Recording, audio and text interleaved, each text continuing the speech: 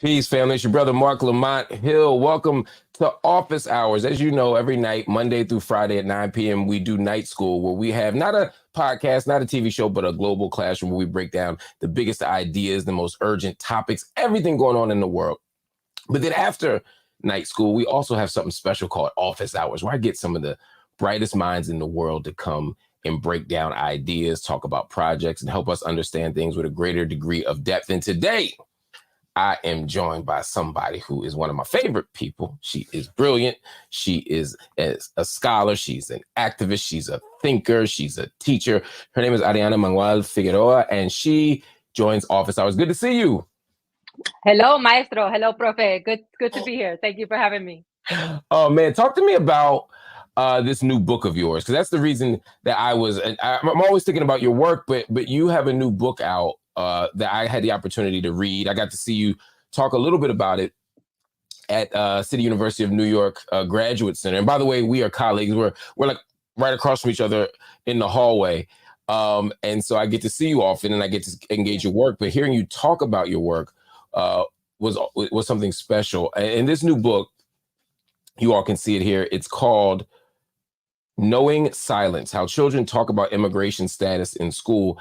I thought was so important for people to hear about, but also for these topics to be talked about. Talk to me about the book.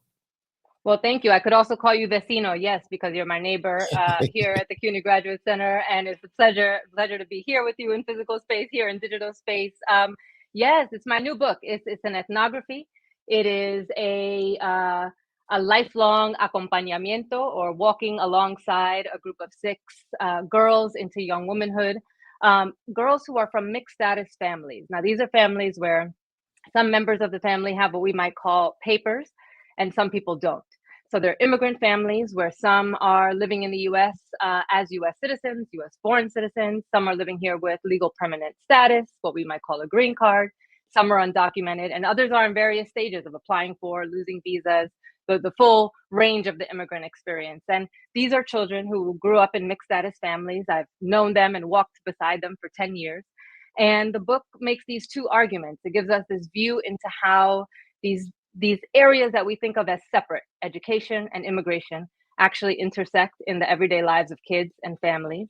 And it gives us a view into the fact that what I like to say is that children know what's up, that children are cognizant of, aware of, living with the realities, both the challenges and the strengths that accompany growing up in immigrant homes. So the book follows these 6 children into their 5th grade year of elementary school, a transitional year in New York City. They're finishing up elementary school. They're going into middle school, and it follows them through the end of elementary into middle as they are learning, as they're moving through space, as they're finishing up their 5th grade curriculum. And it shows the ways in which kids both talk about immigration and their personal experiences, how they link that up to broader political struggles in the country at the time, and also when they know not to talk. And that's kind of the crux. That's the title, Knowing Silence, is that children are aware enough about how much immigration status matters to them that they know when to speak, and they also know when not to speak. So there's a couple interesting things here. I know there are going to be people who are going to hear you describe this sophisticated analysis, and they're going to say, but they're 5th graders. How do we know that you're not some crazy left-wing professor adding your ideas and your agenda to the mouths of these kids who just want to be like everybody else? They're not thinking about politics or immigration or citizenship or any of these heavy topics. What do you say to that? What I say is the privilege and the responsibility of the ethnographer is to hang out, is to be with people in communities over a long period of time so that we can precisely test our hypothesis against those realities. We watch for long enough, we hang out for long enough to know that we're not just making something up, right? I would also say that the children that I know did want to be just everyday kids. They were very, very attuned to what an American dream, an American ideal of childhood would be like. And they were clear that their childhood were marked in different ways, and that their parents' families ascribed to the same visions that we might universalize as ones of progress, of education, of betterment, if we ascribe to a kind of universal immigrant narrative. But they were also clearly attuned to the ways in which they were being denied those opportunities because of the pure idiosyncrasy of what nation state they were born into. So one of the things your book forces us to do is think about citizenship in more complicated ways. Mm-hmm. Um, for the average person, citizenship is transactional. You either have it or you don't. You Mm-hmm. either are born, they give it to you at birth, or as you point out in the book, it can get naturalized or whatever. But you either have it Mm-hmm. or you don't. And one of the things that I learned from the book that I found so interesting and compelling is the complicated ways that young people, uh, particularly in school, think about citizenship, right? That it's not just Mm-hmm. about the juridical, as you say, or the legal, Yes. but that there's more to it than that. Talk to me a little bit about what that means. Yes. So it's, the different ways of conceptualizing belonging, right? And some of those are juridical and are legal. So one way that one kind of emphasis that we place on belonging in this country is our civic participation, whether we vote or not. But there are whole categories, millions of people for whom that is not an option. They cannot vote in this country in a democratic election. And so that's a juridical understanding of citizenship that is not universal, right? And then there's a cultural citizenship. So we might think about that as the other forms of belonging that shape people's everyday lives. And so children growing up in homes, growing up in schools, growing up in communities get many, many messages about who belongs and who is welcome in this country and who isn't. And so, these are children who are growing up post 9/11 in the United States, who are growing up post a moment where immigration and customs enforcement had been created. I mean, we take for granted some of these structures and systems of enforcement of belonging and of citizenship, but these are constructions. These are programs, policies, ways of looking at citizenship that are developed and that are constantly changing. And so these are children growing up with a heightened awareness because in this country we've had a heightened awareness as we construct who we think should be here and who we think shouldn't. Hmm. What? How do? And I'm getting just the sort of crux of your Mm-hmm. argument here. What are the Mm-hmm. specific ways that you found the young people you engaged in this deep Yes. hanging out with them? How did they Yes. talk about citizenship? What are some of the ways, or that they talked about it, or to your point, didn't talk about it? Yes, yes.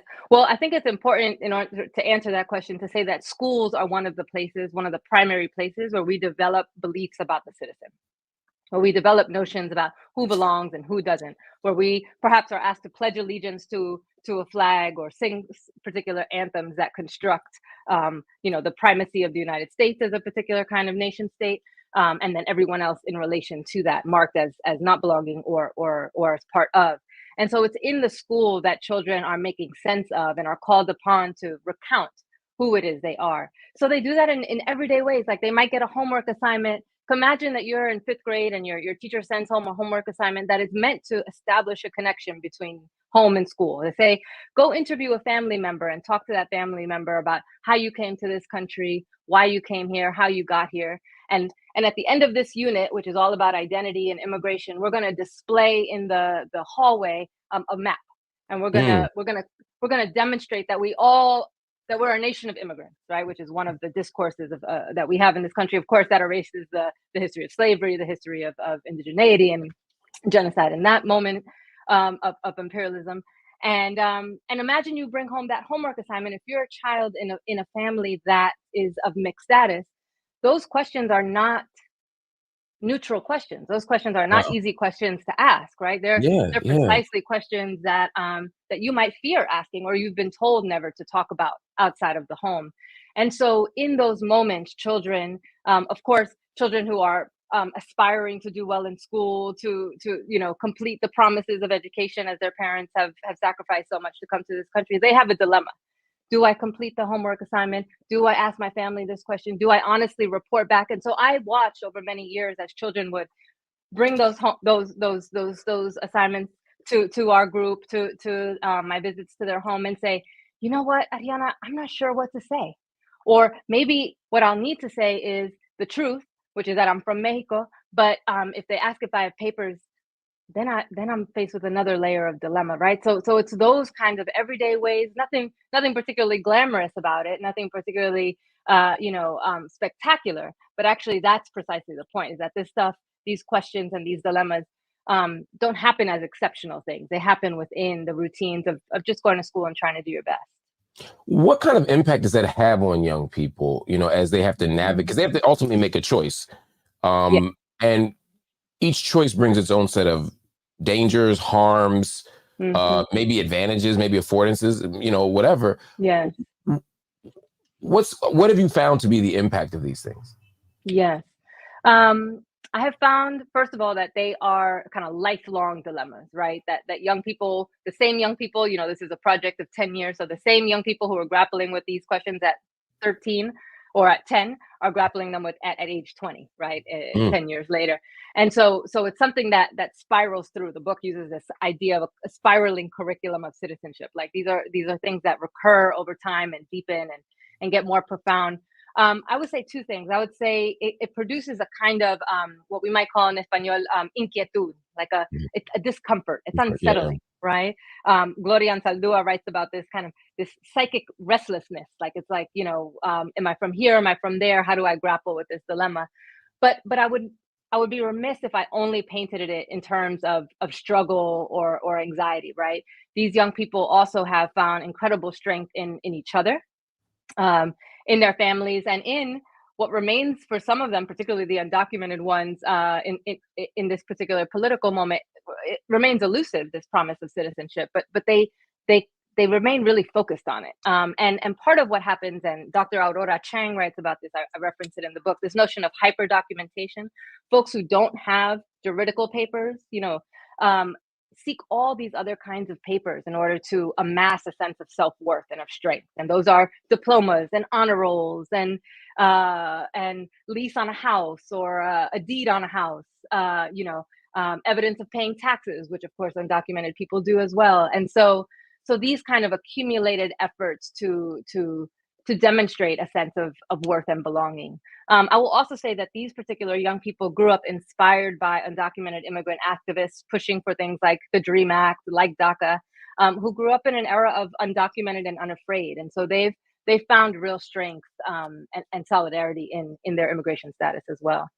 Has the present moment, or maybe even the last 6 years, dramatically shifted how people navigate those systems, or how the systems themselves are structured? I'm thinking specifically, I guess it's more than 6 years now. We're almost at the end of the Biden presidency, but I'm thinking about the Trump moment from build a wall until now, where even if the legal sort of structures haven't dramatically changed, the public discourses around those legal structures have changed. There seems to be a lot more public antipathy toward toward people who are considered undocumented, particularly toward people south of of our border. There's lots of conversation that might bleed into how schooling operates. I'm just wondering, have you found these policies dramatically changing how people navigate?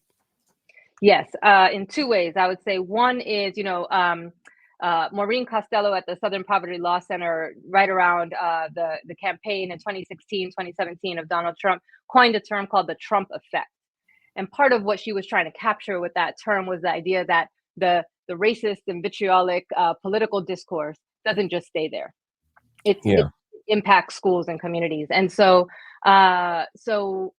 one way in which the conversation and the antipathy, as you say, has impacted is that it's really made it harder for teachers to teach about immigration, and harder for teachers to have a conversation, frankly, about how precisely this, how the political climate shapes pedagogy and shapes teaching.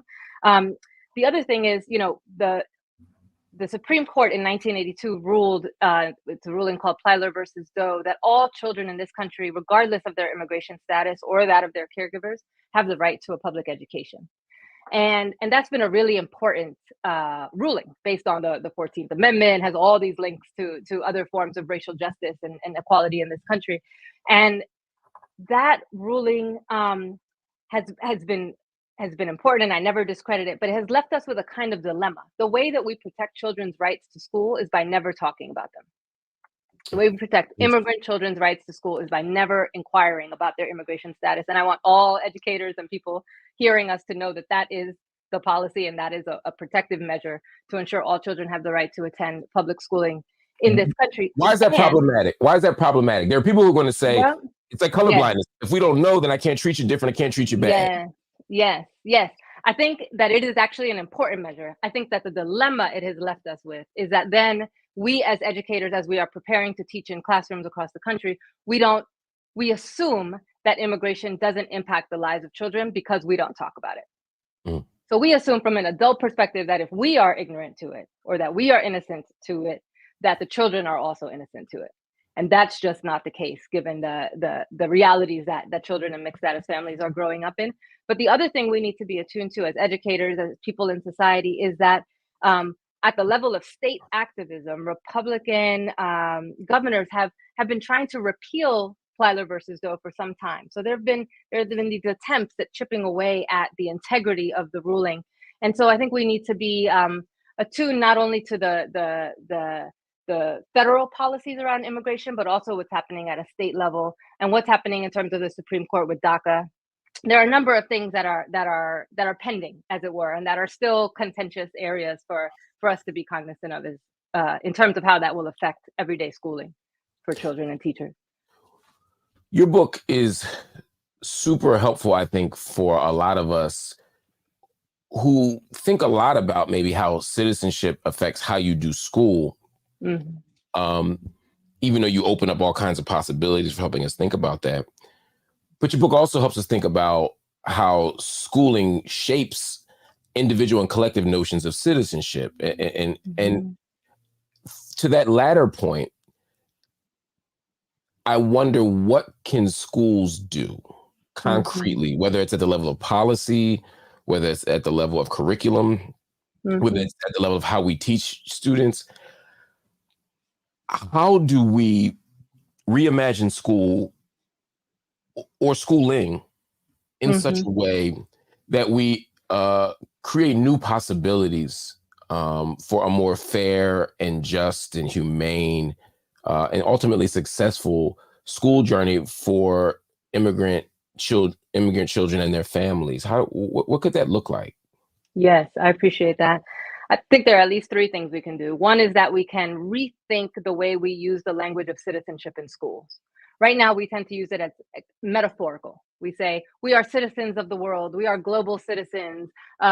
You might get a diploma for good citizenship because you have perfect attendance and you're on the honor roll, right? And I think we need to rethink how those metaphorical ideas about citizenship come head to head with families' juridical concepts of citizenship. Because sometimes we use that language really to open up a line of communication, right? Your child is a good citizen, they're doing great in the classroom. But when you receive that, or you're on the receiving end of that as an immigrant parent in a mixed status family, that might create some anxiety. So the conversation kind of ends there. So I think we have to be reflective. We have to think about this metaphorical versus literal legal sense of citizenship. I believe we have to assume that all of our classrooms are mixed status classrooms. So right now, we might treat the presence of an undocumented student in our classroom, or the presence of a child who may be a US born citizen but growing up in a mixed status family, as anomalous. So all the information we give to our students about how to secure an internship, how to get a summer job, how to apply for college, the FAFSA, are directed at students who are US citizens. And then we might offer another pathway. But often what ends up happening is that the very students who are the most vulnerable have to disclose their immigration status in order to advocate what they need.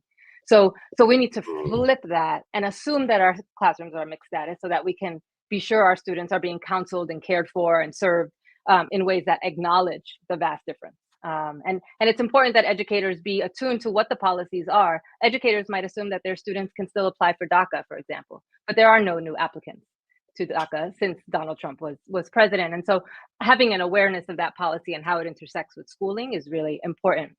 And then lastly, the book is really an exercise in listening to children, in honoring them as experts in their own lives, in listening to their speech and to their significant silences. The book concludes with a chapter called The Afterword that's co-written with 4 of the original 6 participants, 3 of whom are undergraduates in our CUNY system, one of which is a community educator. And these are co-authors who are now co-presenters and absolutely co-researchers. And I think we have to trust in the wisdom and the experience of children and listen into them so that we can walk alongside them and serve them better. Wow, that is incredibly insightful. Before you guys, got to ask you one more thing. Sure. As we enter a new presidential election season, How high are the stakes when we think about immigration policy, educational policy, and maybe the intersection between those two things? The stakes are very high. We have children who are entering our country still, who are being detained for indefinite amounts of time at our border before they are, welcomed in at best to our communities in the rest of the country. So we are constantly, as educators, as professors, meeting our newest neighbors, and so we have a responsibility to have listened into their stories and to have thought about how to create schooling conditions that can serve them better. The stakes are very high because the children who are, for example, at the center of this book, are children who grew up expecting the promise of DACA, the Deferred Action for Childhood Arrivals, that would give them some temporary stay from detention and give them some further integration into U.S. life with a temporary Social Security number. And as you know, that program is no longer accepting new applicants, as I said. And so these children are among the many children who are now undergraduates seeking another moment, another stage in their trajectory, and are being systematically barred from accessing it. So we kind of keep pushing, rolling the ball down the line, right? In terms of when it is that we'll grant full access to these young people and to their families. And so the stakes are high for them because, as the Plyler ruling argued, as the sort of argument for the ruling said, we do ourselves a disservice if we don't give all children access to education in this country. And so that's something that we're still fighting for, and that still would be a benefit for the young people and families and to all of us. Wow, well, that's a very clear answer, clear analysis, and an urgent call for all of us to do the work, not just during election season, but to think about reimagining and ultimately rebuilding schools and schooling in ways that yield more just and fair outcomes for all of our children, but especially in this case, immigrant students, and to not have to rely on a discourse of silence as the only pathway toward justice. In fact, we can't get it that way. And your book reminds us of that in so many ways. So I want to thank you for hanging out with Office Hours. You got to come back. I got a lot more to ask. Thank you. This is a pleasure. And people can get a hold of you. Are you on social media? Yes, although I would say that I lean on the press and my institutions like CUNY to be more present for me, but you can find the book on the press website, University of Minnesota Press. There are podcasts that go along with it. This will be another addition to that repertoire.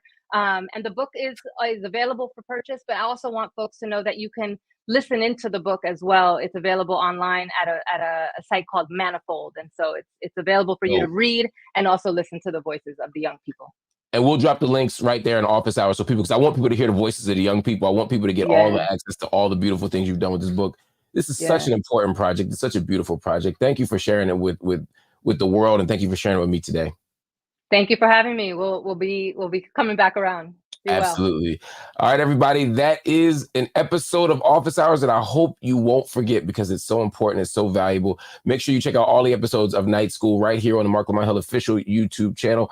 Also, if you can hit the like button, do it, because these YouTube algorithms pay a lot of attention to corporate media and not a lot of attention to independent media. So make sure you hit the like button so they know that you care about content just like this. Also, hit the subscribe button so you can get access to all the content that we put out. And of course, if you're so inclined, hit the join button to become a monthly subscriber to the channel. It gives us an opportunity to build, to grow, and also to sustain ourselves as an independent left-wing media outlet. That's it for today. Thank you all for watching Office Hours.